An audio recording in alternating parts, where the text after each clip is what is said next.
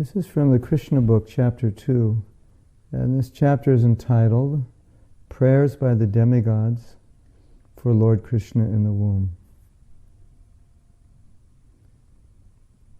Prabhupada writes, in the Upanishads it is stated, Nayam Atma Bala Hinena Labhya. The purport is that one cannot attain the supreme platform of self-realization. Oh, he thinks I'm on, Antonio thinks he's supposed to go on my Skype. Want to send him a message? Just tell him to go to Mayapur TV. Yeah, I'm going to tell him. One cannot attain the supreme platform of self-realization without being sufficiently favored by Balaram. Bala does not mean physical strength. No one can attain spiritual perfection by physical strength.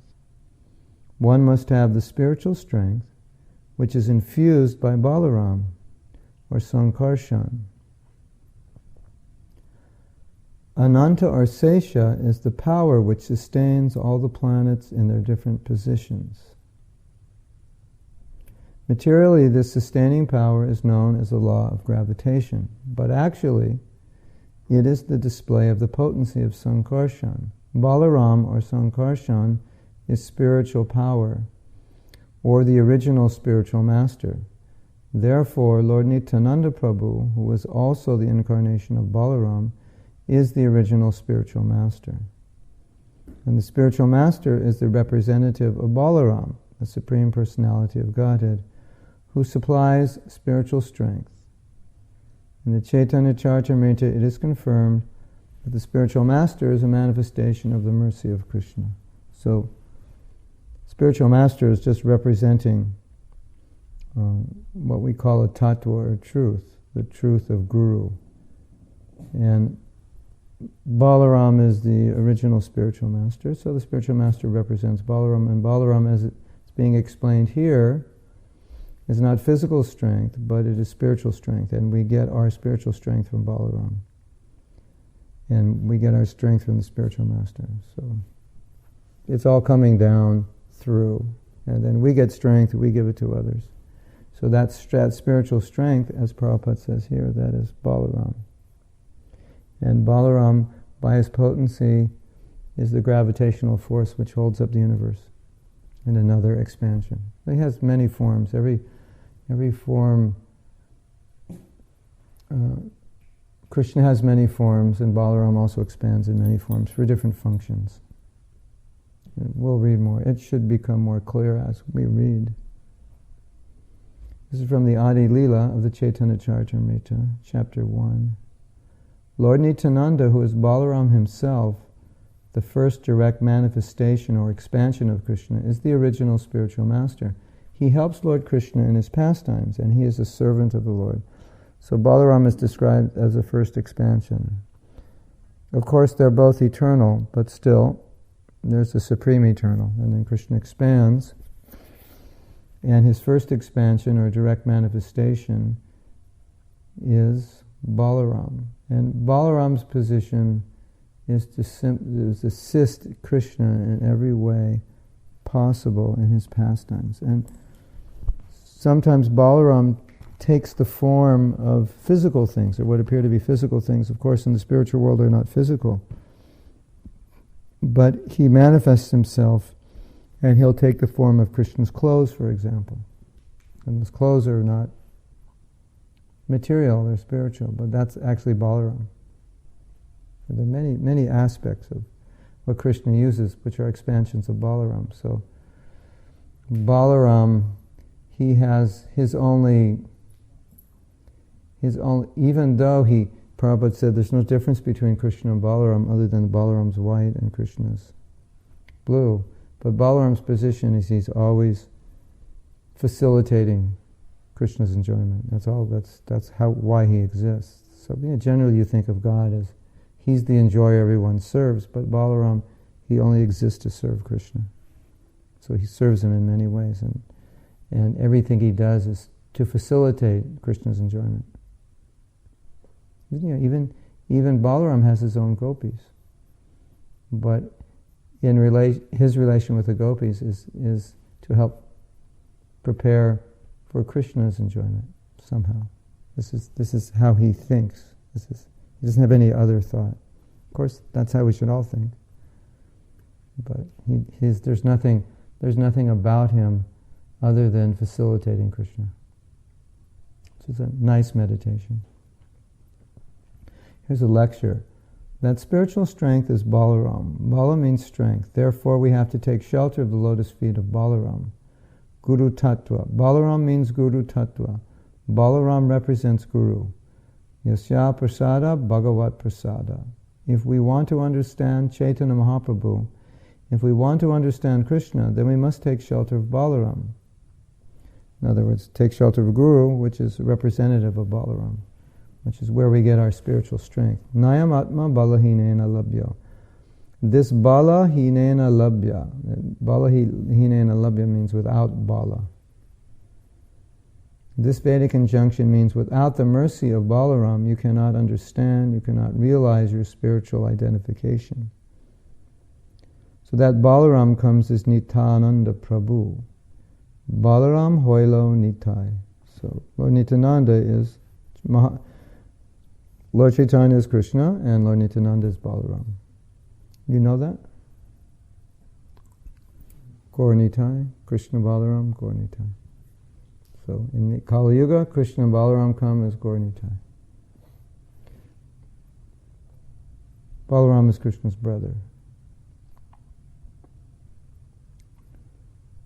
Without the mercy of Balaram, you cannot understand. You cannot realize your spiritual identification. So, to approach Lord Chaitanya, you go through Lord Nityananda. Lord Nityananda is the mercy manifestation of Lord Chaitanya. He's even more merciful than Lord Chaitanya. Because Lord Chaitanya, when Jagan Madhai had offended Nityananda, Lord Chaitanya wanted to kill them. And Lord Nityananda said, no, save them. So, of course, this was a pastime enacted to glorify Lord Nityananda and to show how in this age of Kali, the mission of Lord Chaitanya is to give mercy. But externally, Lord Nityananda is more merciful than Lord Chaitanya. Lord Chaitanya preached to more or less the scholarly class, and Lord Nityananda went out to everybody. So he extended Lord Chaitanya's mercy even further. So we always feel that we need to take shelter of Lord Nityananda, Balaram, because he extends his mercy to the most fallen. So he extended his mercy to Jagai and Madhai, and Jagai and Madhai represent the most fallen, the most sinful.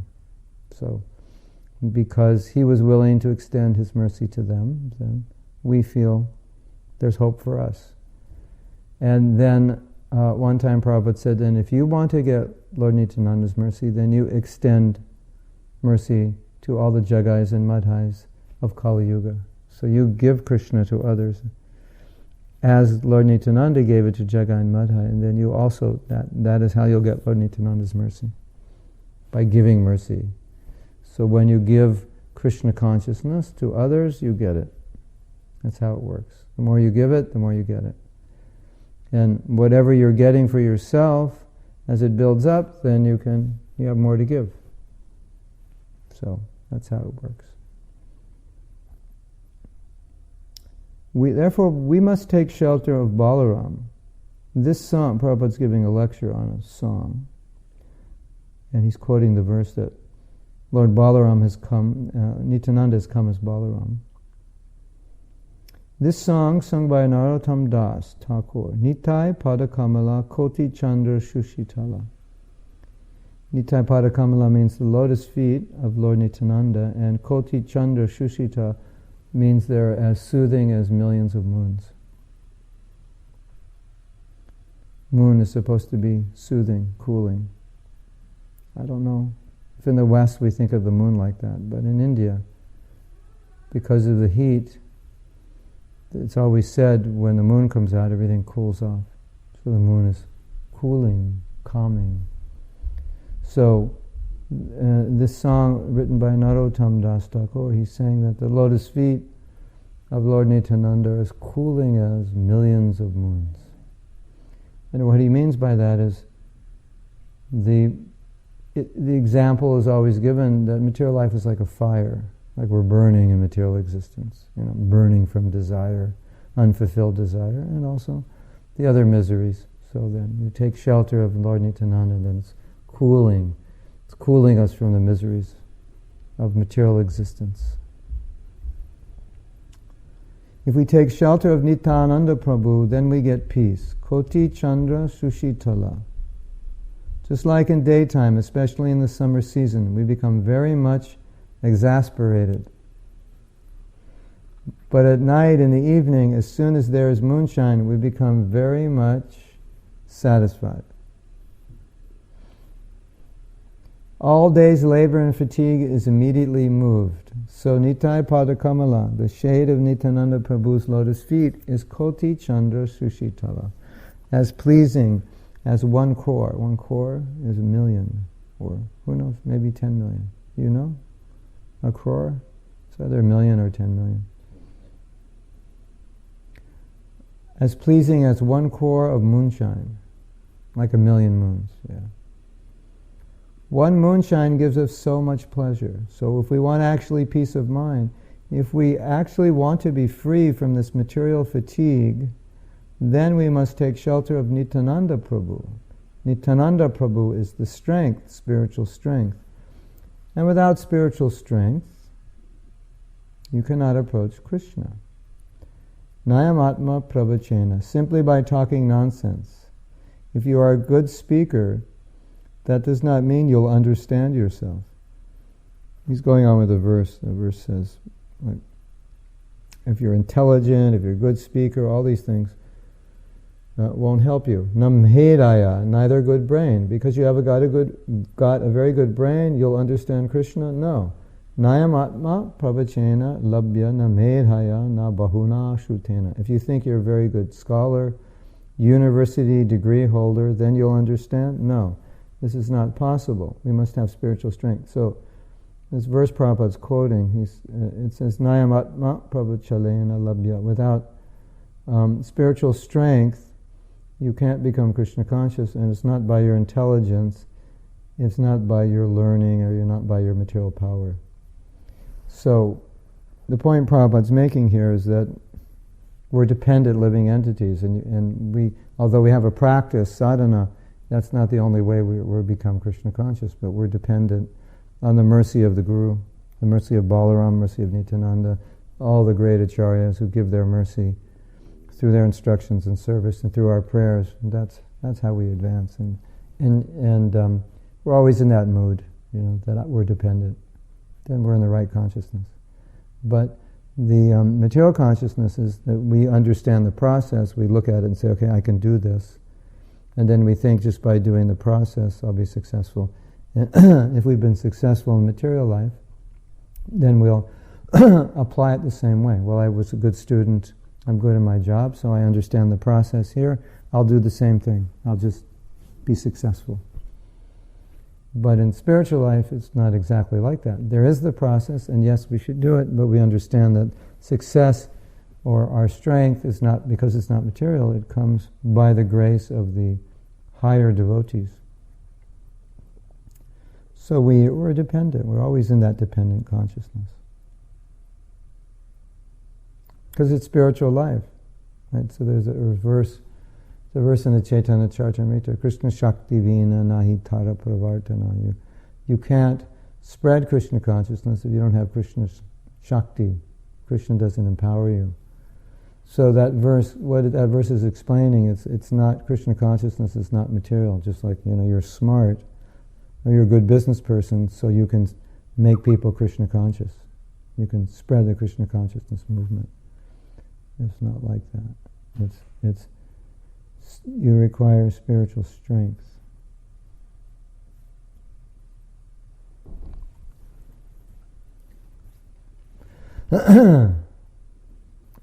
Yeah.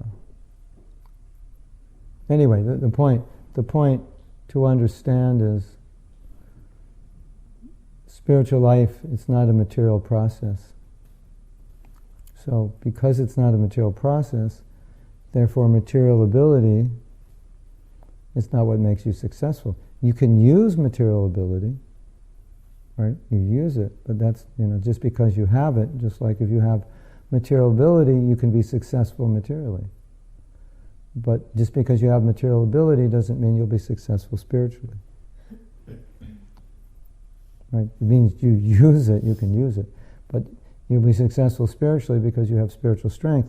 Now, going back to the example of the person who thinks, I'll do sadhana, and by doing powerful sadhana, I'll be successful. That could be true if they're in the consciousness that by doing the sadhana, I will attract the mercy of the higher devotees, and by their mercy, I'll be successful.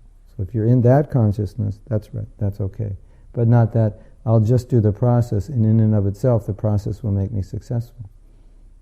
Because that's how it works in the material world. Study these books, take this test, write these essays, apply yourself, you'll succeed. Go to the seminar, follow this formula. Right?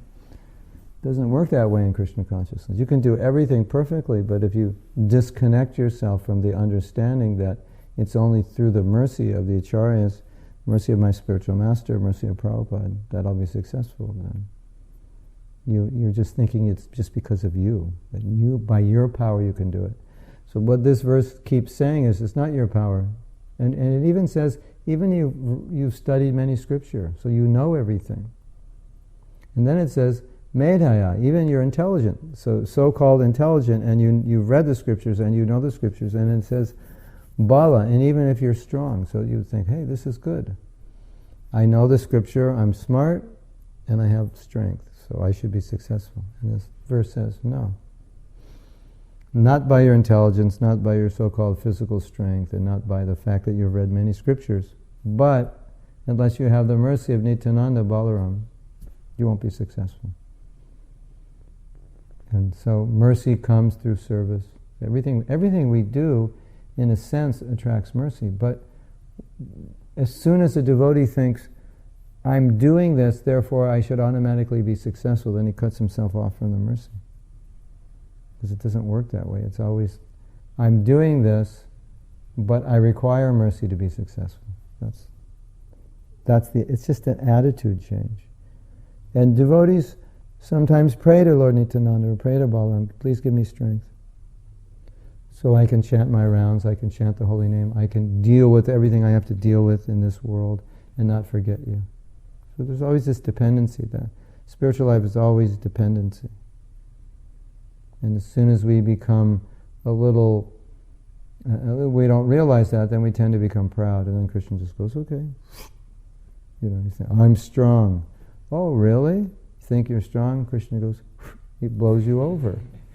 It's that we're so weak. We should never think we're strong if we have the shelter of Balaram.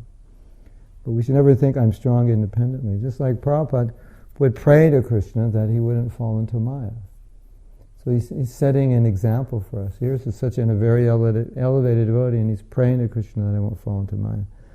There's a funny story. And Prabhupada was talking once with the devotees, and he said, the difference between you and me is that you can fall into Maya and I can't. And the next day, Prabhupada was praying to the deities, please, don't let me fall into Maya. And his servant heard. And so Prabhupada said, and the servant later said, Prabhupada, just yesterday you said, you can't fall into Maya and we can, and now this morning I heard you praying to Krishna that please don't let me fall into Maya. And Prabhupada said, yes, that's why I can't fall, because I'm praying. You know that story? So that, I think that makes the point. It just shows the attitude, right?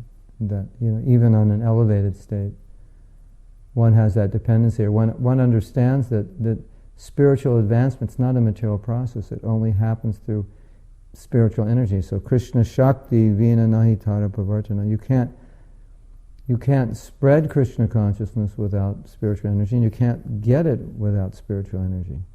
So the spiritual energy comes when you're in that mood, you're dependent. Otherwise, even that you're doing everything, you won't get the result. Just like we've done so many workshops, so many classes on the holy name, and you can chant the holy name, If you commit offense, you don't get the result. You don't get love of God. It's not just chant Hare Krishna and then you'll get the result. No, there's a mentality behind it, and the mentality is everything. But some people will think, no, the process is everything, but it's the mentality behind the process that's everything. Right? So if that's true with chanting Hare Krishna, it's true with everything about Krishna consciousness. So I think that's the point being made here. So now we'll read from the Bhagavatam. This is from the 7th canto, chapter 5, text 45, purport. It's nice to read all these quotes because if you read a lot of what Prabhupada says about one topic, you start to see a theme developing. He tends to explain things in similar ways in different contexts. Unless one has attained the stage of devotional service and the mercy of the spiritual master in Krishna, there is a possibility that one may fall down and again accept a material body. Therefore, Krishna stresses in the Bhagavad Gita, one who knows the transcendental nature of my appearance and activities does not upon leaving the body take his birth in the material world again, but attains my eternal abode. The word tattvata that's in this verse means one who knows me as I am, meaning in reality is very important. The word tattvataha, meaning in reality, is very important. Tatto mam tattvato gyatva. Unless one understands Krishna in truth, by the mercy of the spiritual master, one is not free to give up his material body. As it is said, aruha krichena param param tata padantyado anadrita dushmadangraya. If one neglects to serve the lotus feet of Krishna, one cannot become free from the material clutches simply by knowledge. So this is really the point Prabhupada's making here, is that someone may have knowledge, but they don't have the mood of bhakti. And even though they have the knowledge, which in and of itself should give liberation, they don't get liberation. Because they don't have the proper consciousness. If one neglects to serve the lotus feet of Krishna, one cannot become free from the material clutches simply by knowledge. Even if one attains the stage of Brahma Padam, merging in Brahman, without bhakti, he's prone to fall down. One must be very careful in regard to the danger of falling down again into the material world, material bondage. The only insurance is to come to the stage of bhakti from which one is sure not to fall. So here Prabhupada's just talking about those who are not on the path of bhakti and they have knowledge, or even they're very austere. They're doing so many things for self-realization, but they're missing that mood of bhakti and they can't maintain that level of self-realization because unless there's an outlet to serve Krishna, at some point you're going to want to serve yourself. It's just the way it is. There's no way. Unless you can engage everything you have in pleasing Krishna, you're going to engage it in pleasing yourself at some point. And if you just try to stop it, that's what they do. They just try to stop it. Okay, I'm not going to do anything. The desire is going to come. So that's why we say, engage everything in serving Krishna, whatever you have. Don't deny it. In summary, as stated by Sri Chaitanya Mahaprabhu, one must get in touch with a bona fide spiritual master coming in the parampara of Krishna consciousness. For by his mercy and instructions, one is able to get strength from Krishna. Thus one engages in devotional service and attains the ultimate goal of life, the lotus feet of Vishnu. So again, we go back to this point of strength, which was the essence of that other verse. Where do you get your strength in Krishna consciousness? Is it coming from you? Or who is it coming from? It's not coming from us. It's coming down to us. And we're attracting it by our attitude and by our service. And the problem is when you get it, then you think, hey, look at me, I'm great, look what I did. But it's actually our power that's coming through you.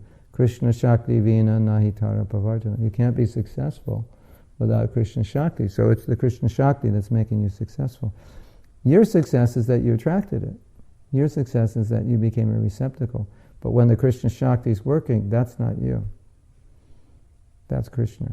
And someone says, hey, you're great, you did so wonderfully. And you think, yeah, I'm pretty good. That's an illusion. Then you've identified the Shakti with your own Shakti. That's Krishna's Shakti. And this topic came up. It's a very interesting topic. You're probably not aware, but when Prabhupada spread Krishna consciousness, no one had done it before outside of India, and even and no one had done it with non-Indians. So what Prabhupada did was unique and special and unusual. And Prabhupada said that although his spiritual master personally asked him to do it, Prabhupada said that Prabhupada said, he actually asked everybody to do it. It wasn't just an order for him, but it was an order for everybody. It was open order that we should spread Krishna consciousness outside of India, but he was the only one who did it. And no one had been that successful in the history of the world. No one had spread Krishna consciousness outside of India, and no one had spread Krishna consciousness. Well, maybe they went to Burma, but no one had spread Krishna consciousness in the Western world like Prabhupada did. I mean, a few people came before him, met a few people, but nothing really happened. So there was some, how should we say,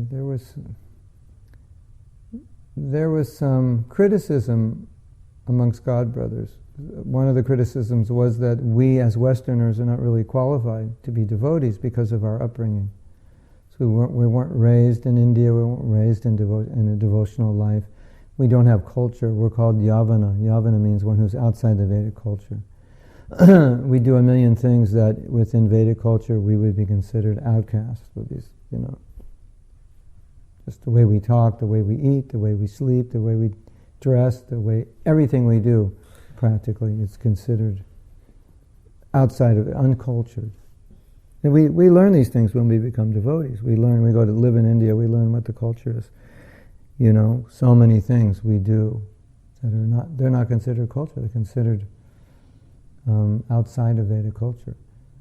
So that was one of the arguments. Another one of the arguments is that some God brothers of Prabhupada were trying to minimize his success by saying that he was successful because he was a good manager, or he was successful because he was a good businessman. And so Prabhupada would quote this verse and say, no, you don't become successful in making other people Krishna conscious because you're a good manager, a good businessman. That will certainly help if you are. But that's not the fundamental way that Krishna consciousness spreads. It can only spread by someone who has Krishna's mercy. It can only spread by Krishna Shakti. So Prabhupada would quote this verse, Krishna Shakti, Vina means without. Krishna Shakti Vina, Nahi Tara Pravartana. Without Krishna Shakti, you can't spread Krishna consciousness. So he would use this verse, not just to defeat his God brothers, that wasn't his point, but to establish this principle that if you try to minimize someone and say, well, they're successful because of their material ability, this verse, the verses we're reading, keep saying it's not because of your learning, it's not because of your intelligence, and it's not because of your material strength, which would be considered your material ability, such as being a good businessman or whatever. It's because of your Krishna consciousness. And ultimately it's because Prabhupada he said, I was successful because I followed my guru and I got his mercy. Anytime you ask Prabhupada, why were you successful? He said, I don't have the qualification, but it was the mercy.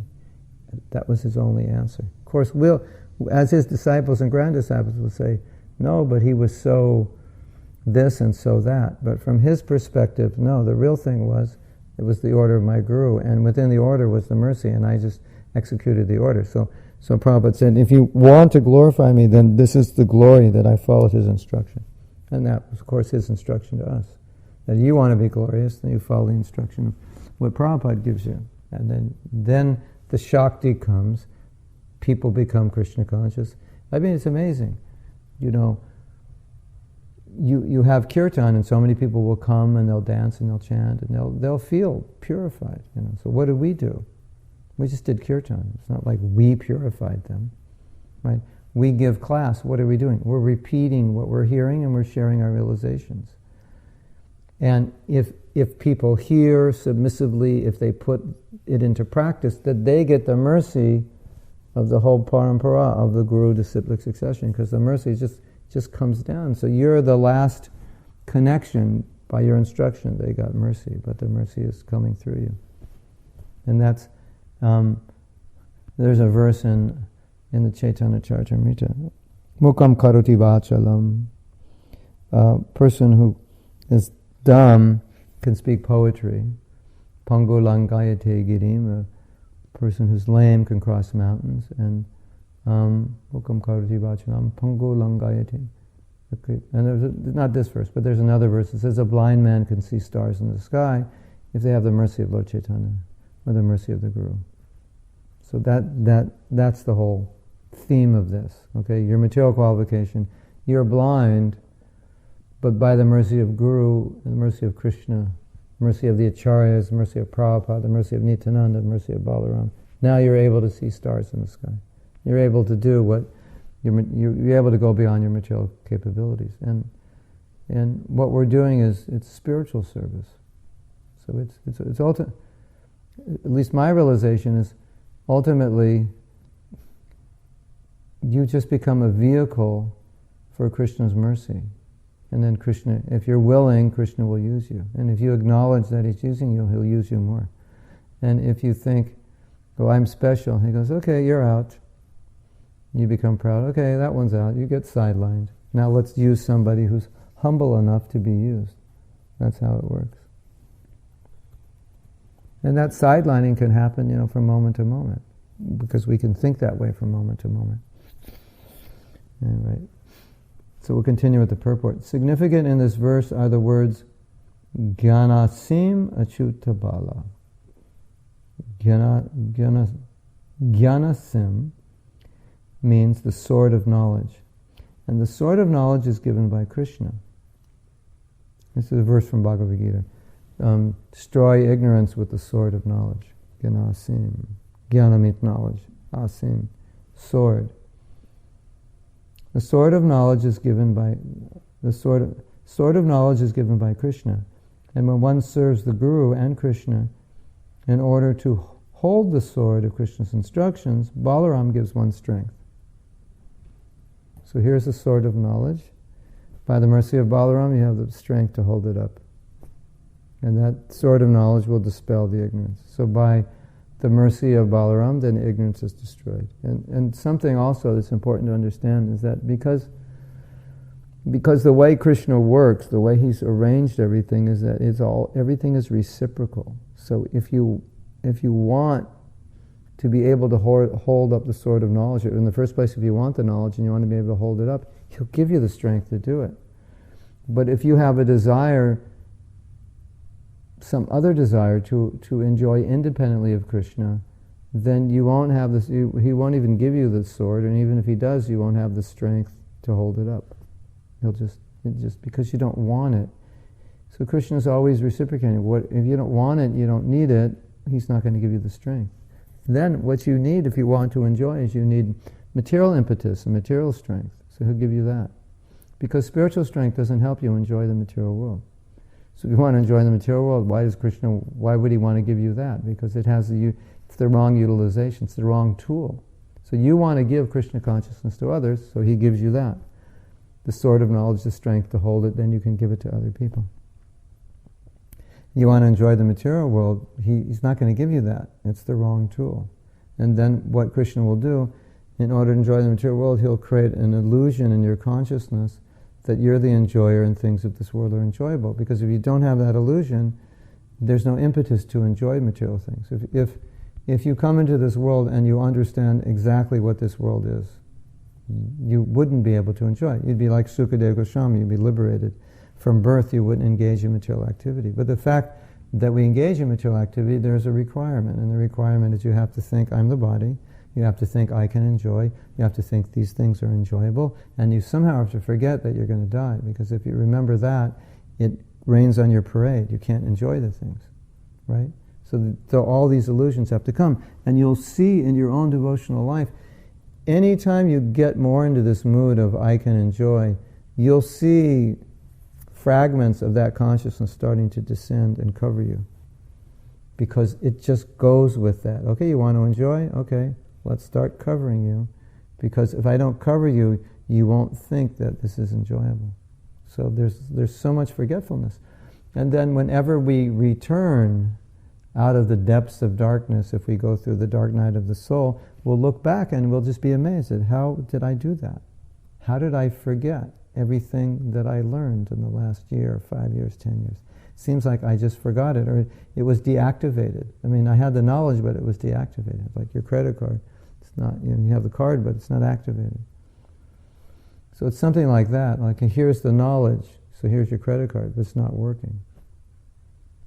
Or here's your credit card, it's working, so it's activated because you want it to work. So it's really wonderful, because Krishna, you can always be Krishna conscious, just if you have the desire to be, because the mercy will come and then you'll get the strength. The dangerous part is you have to understand if you don't want it, the other thing's going to descend. So it's like, whoa, if I just get off course, then all these coverings of ignorance start hitting me. And I think, hey, that's nice. Hey, I can enjoy that. Krishna says the material world's miserable. It's not so bad here. What's he talking about? I used to think like that when I was a new devotee. Every class I'd go to, they say the material world is miserable. Because the movement was young and